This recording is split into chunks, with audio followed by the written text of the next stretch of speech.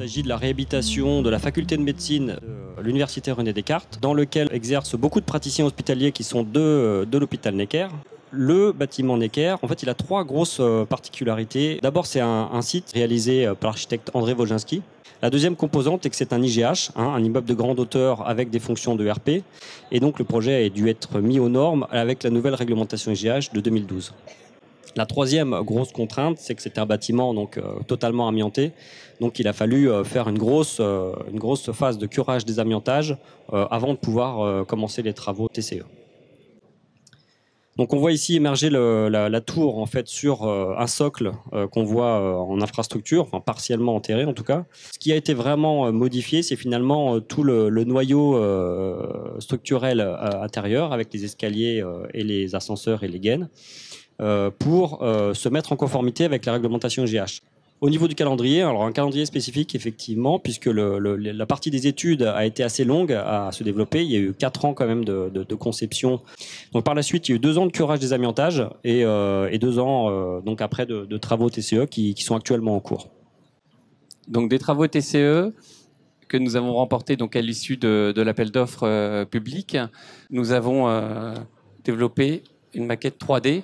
Donc avec des avantages bien sûr pour la maîtrise d'ouvrage, fiabiliser les aléas contractuels et découvertes fortuites. Pour la maîtrise d'œuvre, fiabiliser la synthèse architecturale.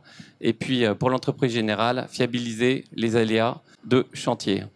De surcroît, donc cet état des lieux du bâtiment après intervention du curage des amiantages nous a permis de constituer en fait un constat qu'on pourrait appeler un constat d'huissier numérique. Et puis, nous a permis également de suivre au plus près le contrôle des déformations de l'ouvrage. Pour la réalisation du scan 3D, nous avons dû intervenir après le curage et le désamiantage de la structure. Pourquoi ? Car le souhait est de réaliser la maquette la plus fidèle possible à la structure. Pour ça, on a utilisé un appareil de la marque Faro qui a été déplacé en une centaine de positions pour obtenir pas loin d'1 milliard de points. Ces points qui, une fois intégrés dans le logiciel Reka Pro, ont permis d'obtenir le nuage de points, qui a ensuite permis la modélisation BIM de l'existant avec une précision de l'ordre de 5 mm.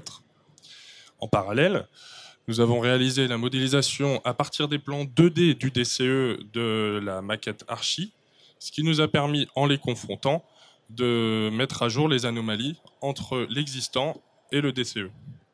Grâce à ce système, on peut visiter notre chantier et appréhender toutes les contraintes qui nécessitent une vision sur place, tout en restant sur l'ancienne opération.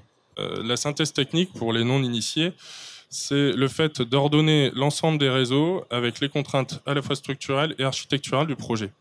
Et cette synthèse est facilitée lorsqu'on la fait en BIM, car la lecture des plans 2D est toujours plus difficile que, par exemple, l'image qu'on a mis juste là. N'importe quelle personne, même non initiée, peut constater qu'il y a un conflit entre un réseau et la structure, et un réseau et un autre réseau. Un des autres avantages est la possibilité d'organiser des visites virtuelles. Ces visites virtuelles nous ont permis de présenter un local témoin aux utilisateurs avant même de l'avoir réalisé. Et ainsi, on a pu présenter un témoin qui a permis d'entériner les choix et non les modifier. Un autre avantage aussi à moyen terme, donc tout simplement un DOE qui vit tout au long du chantier, puisque les ajustements nourrissent au fur et à mesure la maquette BIM, l'intégration des études d'exécution des lots techniques par nos partenaires sous-traitants et l'intégration en direct par donc l'entreprise générale Léon Gross de nos partenaires qui ne seraient pas en capacité de le faire. L'intérêt du BIM qu'on y voit, nous, dans l'accompagnement de nos prestataires, de nos maîtres d'ouvrage que sont les universités, c'est dans tout ce qui est la gestion des utilisateurs.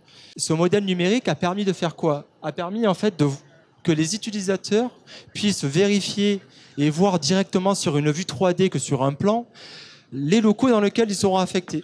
Et ce qui va être fait sur Necker, c'est qu'on aura des équipements très volumineux. Et à travers un modèle numérique du bâtiment, on peut dès à présent, bien en amont d'installation des équipements, vérifier potentiellement les difficultés d'installation ou de cheminement.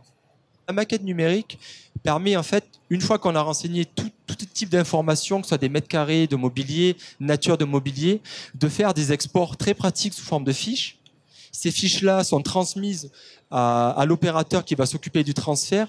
Et en fait, ça permet de faciliter grandement l'opération de transfert autour. Donc la maquette numérique, c'est un outil 3D qui permet de visualiser et de mieux appréhender les volumes, mais c'est aussi un outil de documentation qui permet de stocker un certain nombre d'informations.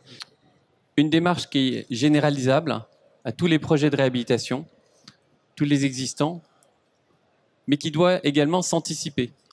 Ce qui est très important, c'est que cette démarche est également avérée très fiable. Et enfin, c'est une démarche qui s'inscrit non seulement sur la durée du chantier, mais bien au-delà, qui s'inscrit sur la durée de vie en fait du bâtiment. La maquette numérique est un véritable outil que nous, EPORIF, conseillons à nos maîtres d'ouvrage que sont les universités. Et pour quelle raison?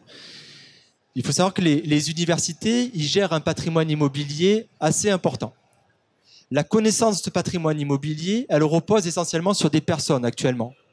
Le fait qu'un certain nombre d'informations soient collectées dans des outils, dans des maquettes numériques, permettra, et je pense, et c'est le conseil que nous, on souhaite apporter et dire à nos maîtres d'ouvrage, c'est que la maquette numérique peut être utilisée comme une source d'information pour pouvoir disposer de toutes les informations utiles et nécessaires pour gérer efficacement leur patrimoine. C'est quelque chose d'important d'arriver à anticiper dès le cahier des charges du concours ou du projet au niveau de la maîtrise d'ouvrage, de demander à ce que le projet soit mené en BIM pour que déjà au niveau des études ce soit fait de façon coordonnée et optimisée, et également qu'une partie de la maquette 3D soit déjà saisie en phase conception pour qu'elle puisse être réutilisée par l'entreprise.